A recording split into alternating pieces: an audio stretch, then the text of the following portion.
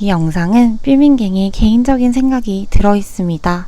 영상 보시면서 참고해주세요. 안녕하세요, 삐민갱입니다. Q&A 영상으로 찾아온다고 했었는데요. 방구석에서 뿌이님들이랑 같이 대화하는 식으로 얘기해보려고 합니다. 세 파트로 나눠서 말씀을 드리려고 하는데요. 학교 사회복지와 관련된 질문, 사회복지와 관련된 질문, 개인 저의 질문. 그래도 완벽한 답안을 위해서 이렇게 대본도 9페이지나 나오게 되었습니다. 1부와 2부로 나눠서 영상이 제작이 되지 않을까 싶은데요. 1부는 학교 사회복지사와 관련된 질문을 할 것 같고요.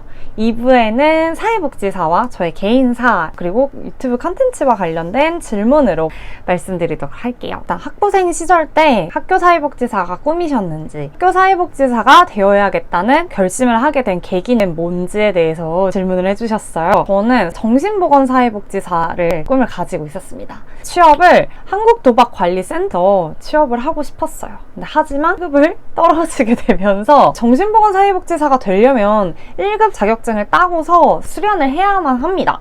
하지만 1급이 없으니 수련을 할 수가 없었고, 이 1년을 그냥 버리는 건가? 라고 생각이 들어서 어차피 내가 다시 1급 공부를 해야 한다면 시간을 그냥 버리지 말고 새로운 것을 도전을 해보자 라는 생각에 제가 학부 때 아동 청소년과 함께 지냈을 때 더 에너지를 얻는 저의 모습을 봤어요. 그래서 아동 청소년이 많은 곳이 어디지? 라고 생각해봤을 때 학교라는 공간을 알게 되었고요. 학교 사회복지사 실습을 하게 되었습니다. 그 이후로 제가 완전 인생이 바뀌게 된 터닝포인트가 되긴 했는데요. 저는 학부 때 실습을 3번을 했었습니다. 지역아동복지센터 실습, 중독 관련 실습, 마지막으로 학교 사회복지 실습을 했는데 이 3가지 실습을 했을 때 가장 시간이 빠르고 과제를 할 때 재밌고 했던 게 학교 사회복지사를 꿈꾸게 되고 하게 된 계기가 되었다고 생각합니다. 학교 사회복지사가 보는 직업의 장점과 단점이 궁금해요 라고 했습니다. 장점, 제가 하고 싶은 프로그램을 직접 운영할 수 있다는 거예요. 처음부터 끝까지 제가 모든 사업을 진행하고 있기 때문에 그걸 기획하고 진행하는 것이 일단 큰 장점이라고 생각이 들어요.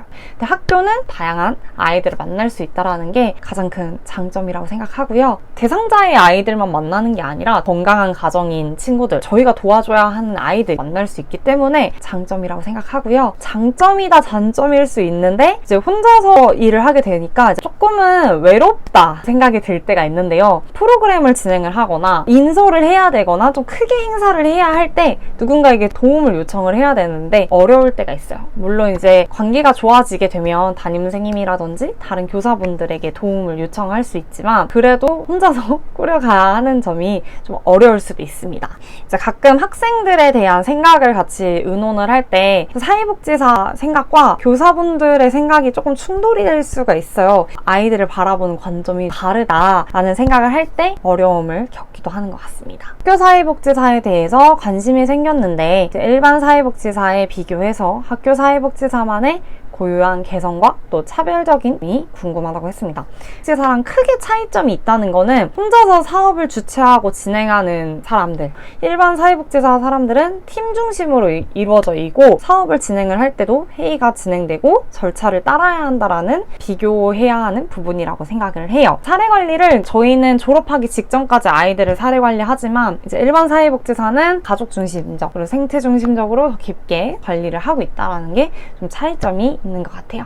학교 사회복지사로 일할 때 어떤 점이 가장 힘든지, 또 이 부분이 부족하다면 일할 때 어려움을 느끼는 것 같다라는 이제 현실적인 조언을 좀 해달라고 했습니다. 맞아요. 제가 브이로그에서도 힘든 부분이 전혀 없는 것처럼 보이고 있죠. 물론 사회복지사들은 다 힘들고요. 저도 일주일에 한 번씩 맥주 한 잔씩은 무조건 먹고 있습니다.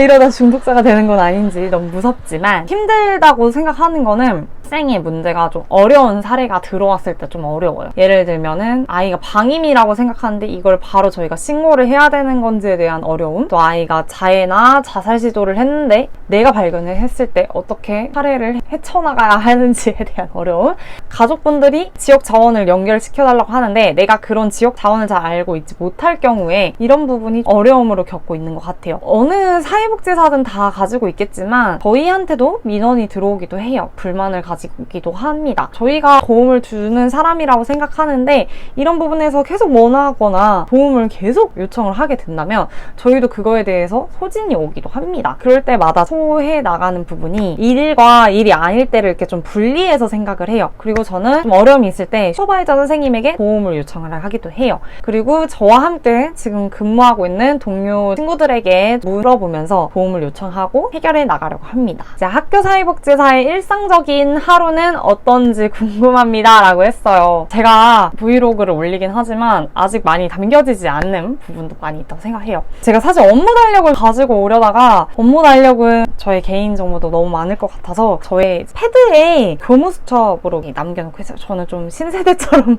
쓰는 것 같죠? 네, 그럴 수 있지만 보면은 이렇게 제가 이렇게 빼곡하게 해야 할 것들을 이렇게 잘 이렇게 막 나열해놔요. 대부분의 오전은 출장이 거의 없습니다. 오전엔 개별적인 서류 작업들을 되게 많이 해요. 예를 들면 학생들이랑 상담해서 그런 상담 일지라든지 협의회를 전날에 했으면 협의록에 대한 결과 보고 같은 거라든지 내부 기한을 받아야 되는 것들을 오전에 다 해치워 나가고 있습니다. 하지만 이제 오전에 학생들의 사례나 전화로 인해 의뢰가 들어오게 된다면 이런 개인 업무 외에도 상담이 이루어지기도 합니다. 점심시간은 선생님들이 많이 보셨겠지만 제가 아이들을 유일하게 많이 만날 수 있는 시간이에요. 이 시간에 제 프로그램을 홍보하기도 하고 특히 교육복지 대상자 아이들을 그때 만나면서 요즘 어떤 변화가 있는지 좀 파악할 수 있는 시간이 돼요. 오후에 방과 후에는 아이들과 이제 프로그램을 진행합니다. 또 요일별로 좀 정해져 있어요. 출장이 없을 경우에는 프로그램을 진행하는 거 같이 아이들이랑 보면서 진행을 하기도 하고요. 출장이 왜 이렇게 많은지에 대해서 궁금하실 수도 있을 거예요. 저희가 혼자서 하는 일이다 보니까 다양한 지역기관이랑 함께 연계해서 협의회를 진행하기도 해요. 사례회의를 진행해서 이 아이들 어떻게 해결해 줄지에 대해서 얘기하는 시간을 마련하기도 하고요. 사업을 같이 진행을 하기도 해요. 지역 자원을 연결을 시켜서 같이 일을 하는 거에 큰 장점이 있어요. 회의를 하고 어떻게 진행할지에 대해서 얘기를 해야 되니까 회의할 때도 출장을 가게 되고요. 가정 방문도 틈틈이 나가고 있기 때문에 도움을 주고 있습니다. 복지실이 어떻게 보면 작은 지역아동복지센터라고 생각하면 될 것 같아요. 그러니까 저희는 아침부터 저녁까지 학생들과 함께 일과를 보내고 있다고 생각하면 될 것 같습니다. 학교사회복지사 직업의 전망, 이제 지역별 차이에 대해서 얘기해달라고 했어요. 뿌이님들이 보셨을지 모르겠어요. 제가 정구은 교수님과 같이 인터뷰를 했었던 영상이 있습니다. 이 영상에서 정구은 교수님도 말씀해주시는 게 있어서 요거 좀 참고해주시면 좋을 것 같고요. 저는 지금 현장이 서울에만 있다 보니까 다른 지역과의 차이점을 잘 모르고 있는 부분은 분명히 있는 것 같아요. 확실히 서울보다는 지방이 일자리가 많지는 않다라는 점이 있는 것 같고요. 앞으로 전망이 좋다, 안 좋다 이렇게 제가 확고하게 얘기하기에는 되게 어려울 것 같고요. 똑같이 의료사회복지사도 TU가 그렇게 많이 나오지 않는 걸로 저는 알고 있거든요. 의료사회복지사와 학교사회복지사의 실정이 조금 비슷한 것처럼 느껴진다. 저의 그냥 조심스러운 말을 붙여놓도록 하겠습니다.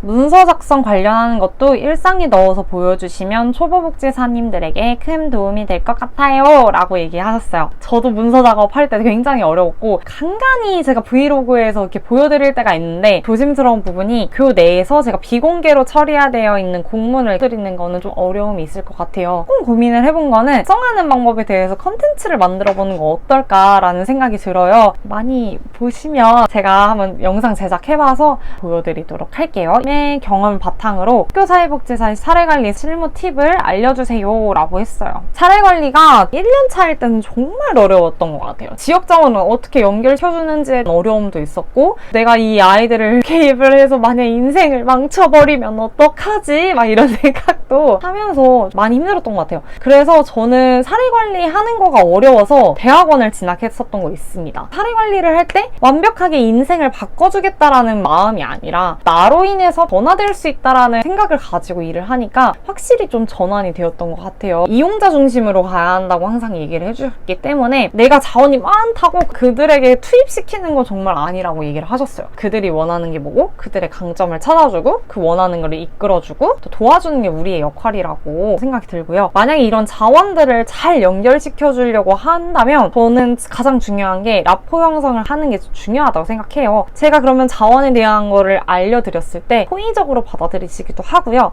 만약에 이게 호의적으로 받아들이시지 않는 분들이라면 저는 기다리고 있습니다. 이게 몇 년이 걸리더라도 그분들이 마음이 열릴 때까지 기다리면서 자원을 연결시켜주는 것도 중요하다 생각해요. 사람마다 속도가 다 다르잖아요. 속도에 맞춰서 사례 관리를 해 나가는 것도 실무의 팁이라고 생각이 듭니다. 그리고 학교사회복지사에서 가장 사례 관리에서 좋은 부분이 담임선생님들이 이들을 매일 보고 계시잖아요. 담임선생님들과의 관계 형성도 굉장히 좀 중요하다고 생각이 들고요. 지역 자원을 연결을 시켜주기 위해서는 사회복지사 선생님들하고도 관계가 좋아야 되잖아요. 확실히 학교사회복지사는 여러 사람들과 관계 형성을 맺는 게 가장 중요하다고 저는 생각이 들어요. 저희 실무의 팁이 아닌가 싶습니다. 어떤 마음가짐으로 학교사회복지사의 입장으로 일하고 계시고 있나요? 저는 일단 학교사회복지사 자체는 아이들에게 시절만큼은 기억에 되는 선생님으로 남고 싶어요. 그 중학교 시절, 초등학교 시절 때 가장 행복하게, 그리고 너희들의 지지가 되어주는 한 명이라도 있다라는 걸 알려주고 싶어요. 친구들은 학교 생활이 행복했다라는 이것만 하나만 가졌다면 저는 좀 성공한 사회복지사가 되지 않았을까요? 번아웃이나 일이 힘들어 지칠 때가 많을 텐데 어떻게 극복하시는지 궁금하다고 하셨어요. 그러니까 그렇게 무례하게 행동을 하거나 또 민원이 들어오게 되면 저를 진짜 심적으로 많이 지치게 된다고 했어요. 그래서 저 자신을 잃지 않으려고 좀 되게 많이 노력을 하는 것 같아요. 저는 여행을 굉장히 자주 다녀요. 여행을 다니면서 개인적인 생각을 가지기도 하고 저의 에너지를 좀 많이 분산시켜서 스트레스 받는 걸 해소하기도 합니다. 운동을 하면서 생각이 많이 사라지게 되고요. 얘기를 하면서 저의 소진되고 있는 거를 막고 방지하려고 노력 중입니다. 학교사회복지사 하면서 준비 과정에서 포기하고 싶지는 않으셨는지라고 물어보셨어요. 이게 정규직이 많이 있지도 않고 TO가 많이 나오지도 않았고 계약직으로 진행을 하면서 좀 더 안정적인 직장을 가져야 되는 게 아닌가라는 생각을 가지고 있었어요. 최근까지도. 제가 기쁜 소식일 수 있겠지만 제가 정규직으로 오래되었습니다. 저는 이 일이 너무 재밌고 너무 좋아서 계약직 때부터 차곡차곡 쌓아나가면서 저 자신을 계속 믿으면서 진행을 했던 것 같아요. 저는 그래서 이런 진행하는 과정이 크게 어려움으로 느껴지진 않았고요. 그만큼 주변에서 도움을 주시고 응원해 주시는 분들이 많아서 포기하고 싶진 않았었던 것 같아요. 중학교도 그렇지만 초등학교 가셔도 인기 많으실 것 같아요. 사실 초등학교를 가고 싶지만 초등학교를 가고 싶다고 해서 다 가는 게 아니랍니다. 네, 물론 제가 정규직이 돼서 지금 어디로 배치될지는 모르겠지만 배치가 되면 제가 뿌이님들한테 바로 말씀드릴게요. 8월이면은 알 수 있지 않을까 싶습니다. 그래서 곧 이직 브이로그, 아이들하고 인사하는 이별 브이로그도 같이 돌아오도록 할게요. 학교사회복지사 브이로그 많이 보여주세요 라고 하셨어요. 맞아요. 한동안 제가 학교사회복지사 브이로그를 너무 올리지 않고 있었던 것 같아요. 마지막 영상이 이제 저희 스승의 날 이벤트를 마지막으로 거의 2달간 올리지 않았네요. 저의 개인 학교에서 위기 사례도 너무 많았고 기획하고 있는 프로그램에 좀 더 집중을 하다 보니까 브이로그를 촬영할 수 없었던 것 같아요. 이 부분은 조금만 더 기다려주시면 재밌는 브이로그로 담아오도록 하겠습니다. 사회복지사를 하려면 착해야 하나요? 멘탈 관리법을 조금 알고 싶어요. 마인드 컨트롤은 어떻게 했나요? 왜 삐민갱인가요?